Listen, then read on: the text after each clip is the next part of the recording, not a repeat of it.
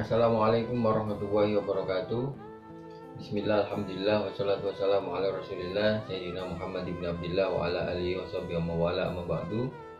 Teman-teman sekalian yang masih belajar fikih mawaris, hari ini kita sudah sampai pada seri terakhir atau seri ke-9 dari 9 materi fikih waris yang saya sampaikan.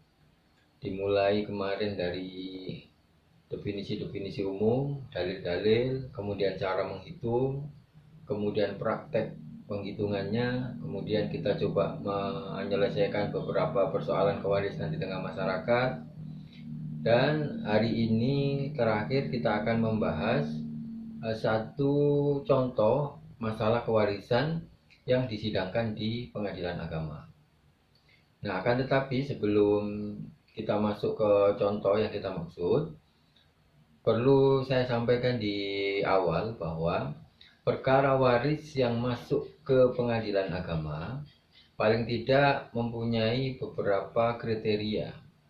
Yang pertama, persoalan yang masuk ke pengadilan agama, dalam hal ini perkara waris, pasti mempunyai tingkat kerumitan yang lumayan. Lagi kalau dibawa ke pengadilan agama, itu hampir dipastikan bahwa proses pembagian secara kekeluargaan atau proses mediasi tidak berhasil, sehingga dibawa ke pengadilan agama. Meskipun memang ada perkara dibawa ke pengadilan agama hanya untuk mendapatkan ketetapan, tapi secara umum termasuk kasus yang akan kita bahas kali ini adalah karena memang tidak selesai ya secara kekeluargaan. Itu yang pertama, karakteristiknya agak rumit. Meskipun yang akan kita bahas ini tidak terlalu rumit ya. Ada yang paling rumit itu nanti adalah perkara kewarisan yang sudah terjadi puluhan tahun. Nah, sementara selama puluhan tahun itu sudah terjadi perubahan jumlah ahli waris. Ada penambahan maupun pengurangan ahli waris, di mana harta waris yang puluhan tahun itu belum diwariskan, sehingga nanti disebut proses penghitungan kewarisan berlapis ya. Jadi misalnya ini yang paling rumit nih, nanti ada orang meninggal misalnya di tahun 2000 ya, sekarang udah tahun 2021, orang meninggal di tahun 2000, kemudian belum diwaris hartanya, kemudian setelah itu tahun 2005 misalnya ada satu anggota keluarga yang meninggal, kemudian berikutnya ada yang melahirkan lagi, kemudian berikutnya ada yang meninggal lagi, dan seterusnya sampai pada saat perkara ini diajukan ke pengadilan agama, itu yang mengajukan adalah dari pihak keturunan kesekian. Nah, itu nanti agak rumit. Nah, yang kita bahas ini tidak terlalu rumit, cuman agak detil ya, karena memang harus detil perkara kalau masuk ke pengadilan agama. Kemudian yang kedua, karakteristiknya perkara kewarisan yang masuk di pengadilan agama itu mau tidak mau harus mengikuti ketentuan yang ada di dalam kompilasi hukum Islam. Karena di pengadilan agama sudah harus mempunyai ketetapan hukum. Ya, dalam hal ini kompilasi hukum Islam lah yang dipakai. Seperti saya sampaikan kemarin, ada beberapa karakteristik di dalam kompilasi hukum Islam itu juga. Misalnya ada ketentuan tentang pembagian harta bersama.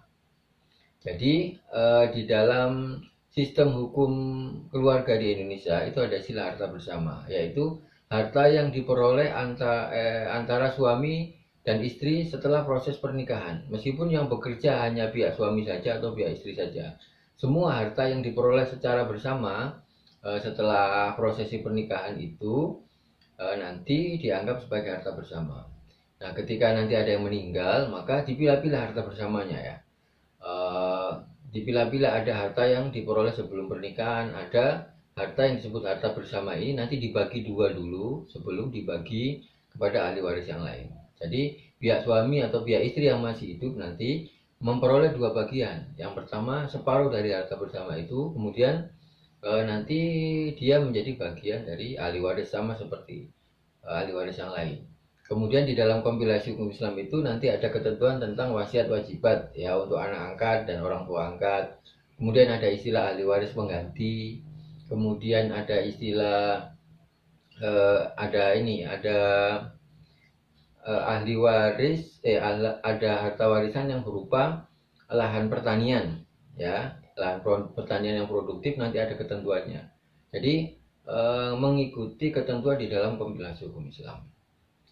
Oke, kemudian ketika perkara itu disidangkan di pengadilan, maka mau tidak mau harus sangat-sangat detail, ya. Sangat detail, misalnya nanti harta warisan itu harta warisnya di mana, kemudian nanti sampai ada dari pihak pengadilan yang akan meninjau langsung atau observasi. Kemudian ini terkait dengan bukti, ya, surat menyurat, kemudian ada saksi-saksi nanti yang akan didatangkan di dalam proses persidangan. Jadi memang agak rumit, ya. Sarannya tetap persoalan kewarisan itu ya diselesaikan di luar jalur persidangan. Tetapi tentunya kalau memang tidak selesai di luar jalur persidangan, maka mau tidak mau harus dibawa ke peradilan agama. Nah, ini pun nanti kalau selesai di tingkatan 1, di tingkatan pengadilan agama atau tingkat kabupaten kota. Kalau tidak selesai nanti dibanding lagi di pengadilan tinggi agama. Kalau tidak selesai lagi di Mahkamah Agung sampai ke peninjauan kembali dan seterusnya, ya. Nah, kita masuk ke salah satu contoh. Ini ada contoh putusan pengadilan agama di Donggala, ya, tahun 2011 lalu.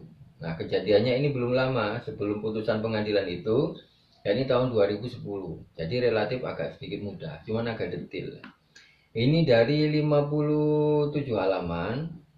Saya sederhanakan, saya bikin ikhtisar menjadi 7 slide saja untuk menyederhanakan.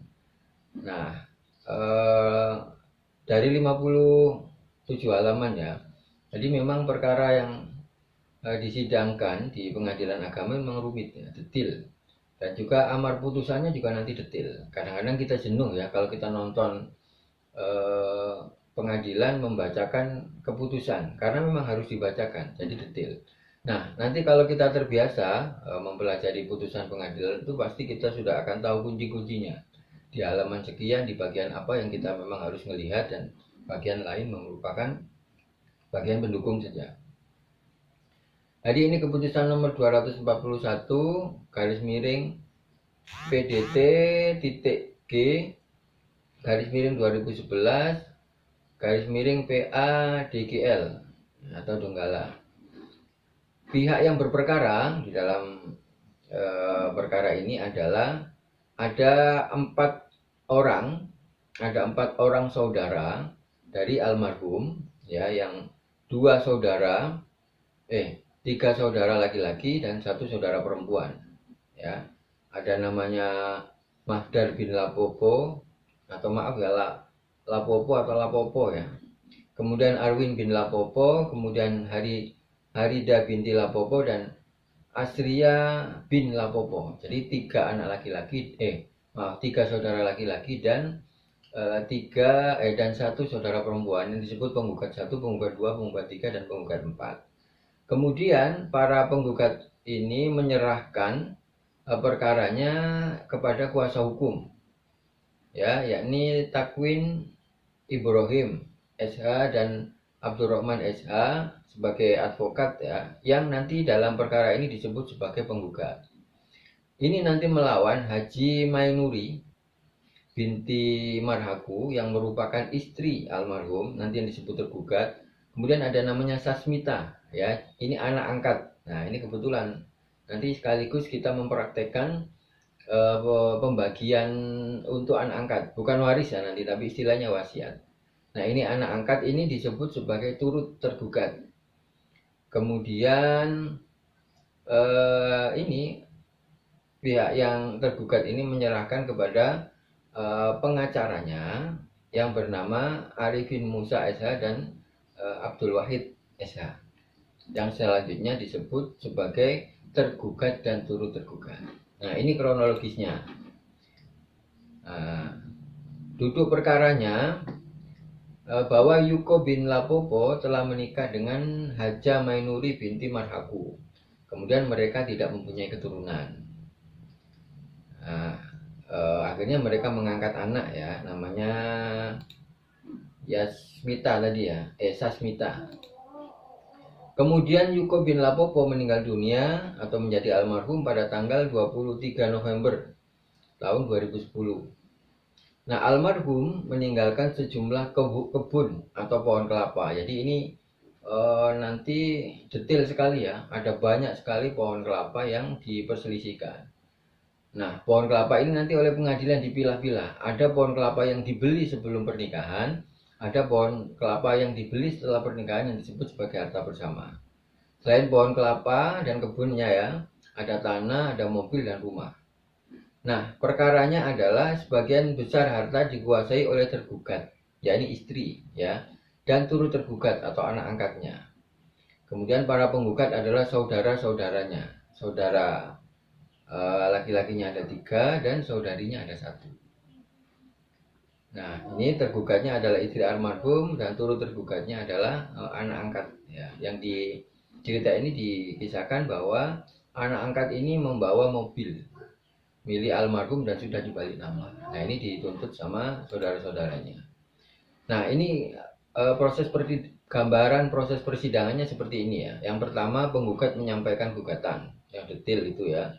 Kalau tidak sesuai administrasinya disuruh balik lagi, nanti dirapikan lagi.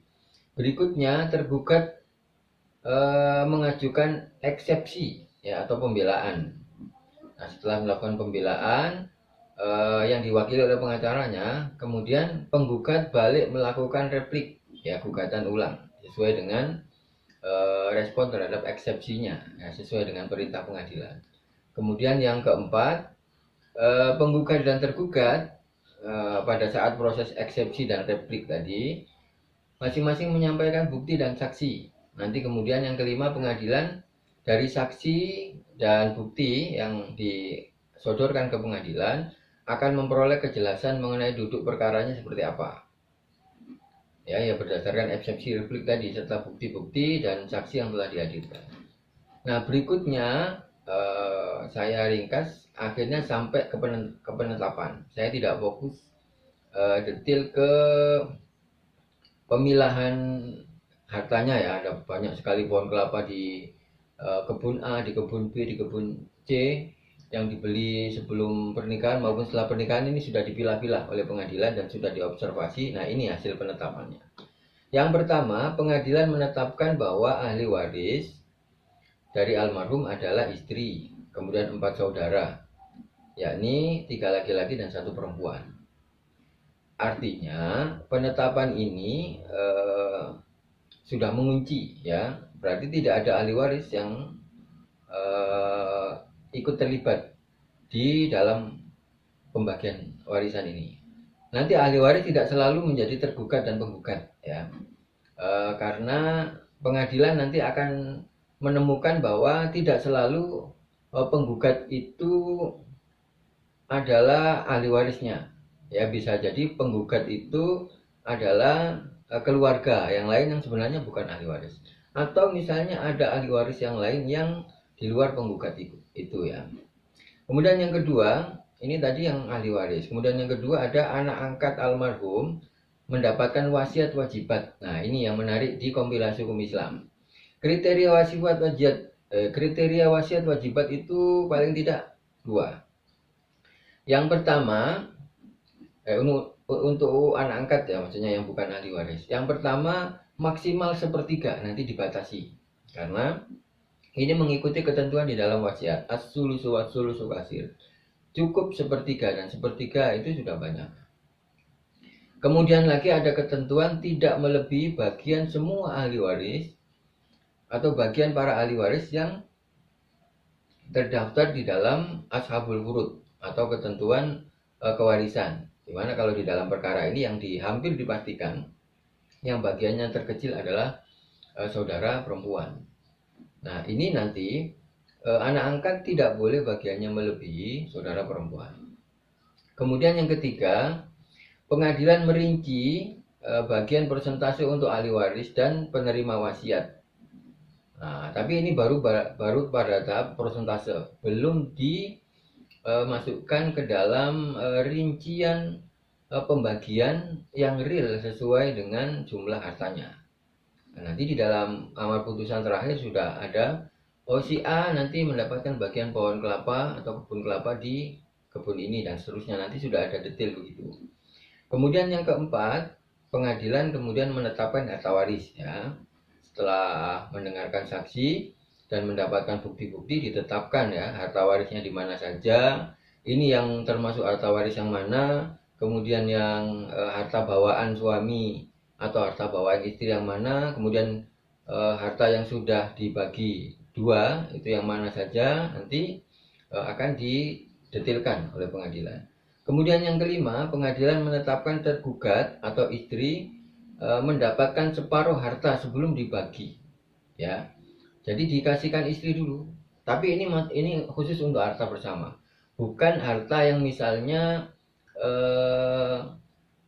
peninggalan dari kakeknya atau bapak lapopo tadi ya, yang 5 bersaudara kan, berarti total dengan almarhum. Tapi khusus harta bersama itu harta khusus yang dibeli atau didapatkan setelah proses pernikahan dengan istri tadi, namanya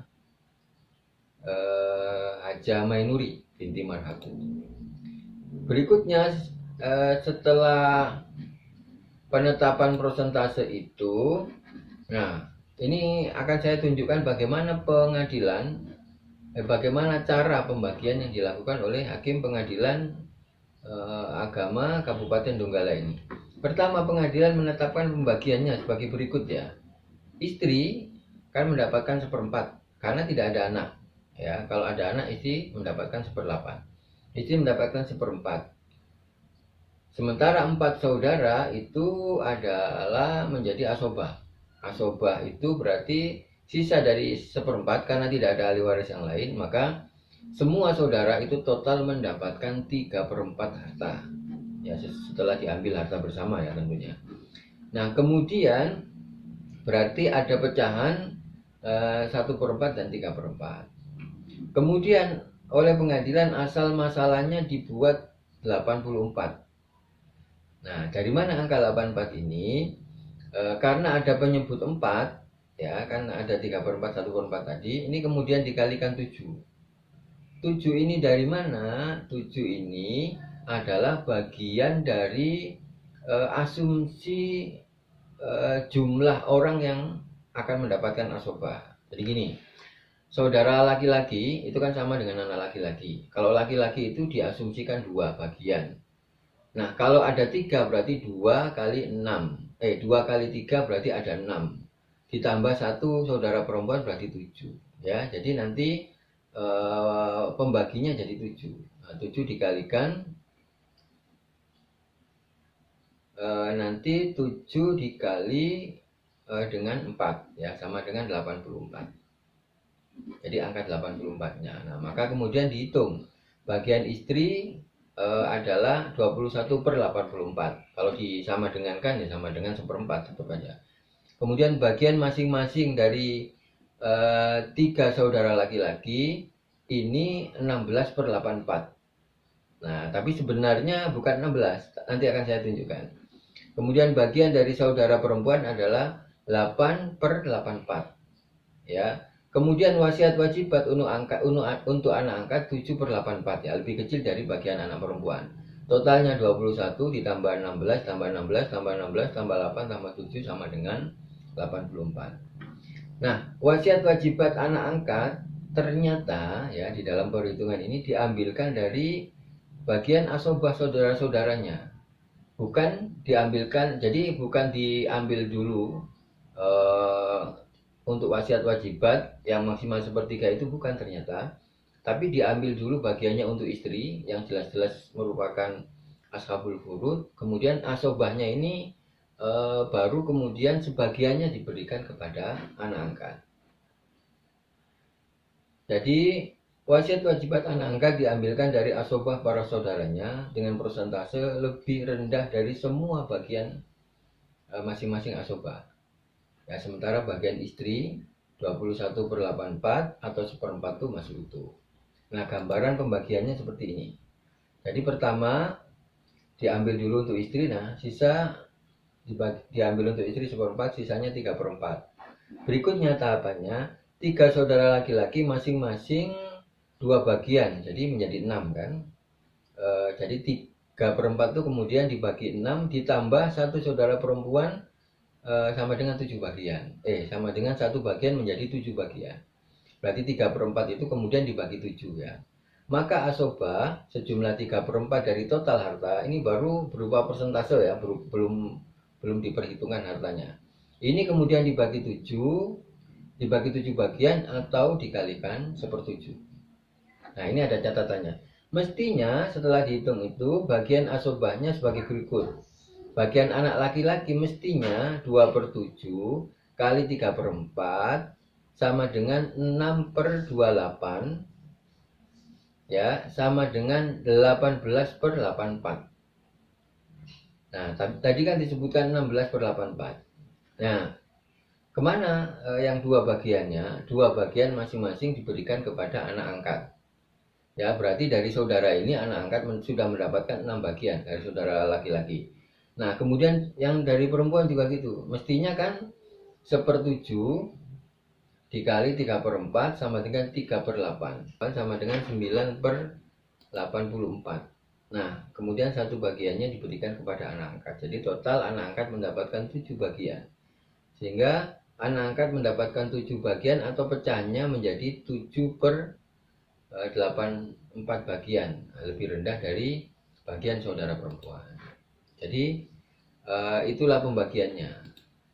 Istri mendapatkan paling besar, mendapatkan 21/84, kemudian saudara-saudara laki-lakinya masing-masing mendapatkan 16/84, dan saudara perempuan mendapatkan separuh dari saudara laki-laki 8/84, dan anak angkat mendapatkan wasiat wajibat yang ternyata diambilkan dari asobah mendapatkan 7/84. Nah, kita tidak hendak komentarin atau mengoreksi hasil pembagian ini, tapi kita menjelaskan beginilah yang sudah diputuskan oleh Pengadilan Agama di Kabupaten Donggala. Nah, terakhir ada tambahan di dalam amar putusan, bagian masing-masing yang sudah ditetapkan tersebut kemudian dikurangi dengan harta yang sudah dipegang atau dikuasai. Jadi di dalam kronologis perkara kewarisan ini, sebagian harta itu dikuasai oleh pihak istri dan anak angkat. Sebagian memang sudah dikuasai oleh saudara-saudaranya. Nah, maka cara yang paling efektif yang sudah dikuasai ya sudah, nanti dikurangkan ke bagian yang semestinya. Atau kalau memang itu bagian yang lebih dari bagian yang semestinya, maka diambil sebagian. Nah, bagaimana setelah ditentukan bagian-bagiannya itu? Pembagian pertama-tama dilakukan secara natural ya, atau secara damai, atau dilakukan kesepakatan ya. Setelah kan sudah ketahuan bagian-bagiannya. Jika tidak, maka dilakukan proses-proses, dan disitu disebutkan proses lelang. Jadi ditaksir harganya. Kemudian kalau tidak bisa dibagi dalam bentuk barang atau dalam bentuk pohon kelapa ya tadi, atau rumah, maka kemudian ditaksir harganya. Sebagian ahli waris nanti mengganti harga yang mengganti harga yang merupakan kelebihan dari bagian harta yang dia pegang. Atau kalau masih tetap tidak bisa ya, mau tidak mau harus dijual, kemudian uangnya baru dibagi kepada sejumlah ahli waris sesuai dengan yang sudah dibagi oleh hakim. Nah, teman-teman sekalian, inilah hanyalah satu gambaran dari perkara waris yang disidangkan di Pengadilan Agama. Otomatis kalau disidangkan di Pengadilan Agama, maka ketentuan berlaku, dan ketentuan yang dipakai adalah kompilasi hukum Islam berikut berbagai prosedur yang ditetapkan di lingkungan Pengadilan Agama itu. Demikian kajian fikih waris kita dari mulai 1 sampai 9.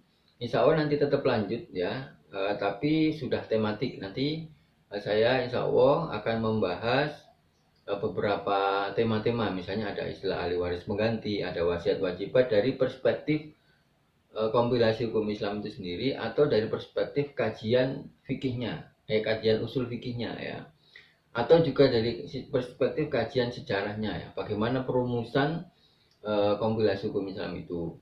Kita juga nanti insya Allah akan membahas beberapa persoalan yang diajukan oleh masyarakat, dan saya juga kebetulan menjadi salah seorang konsultan itu di lingkungan Bimas Islam Kementerian Agama.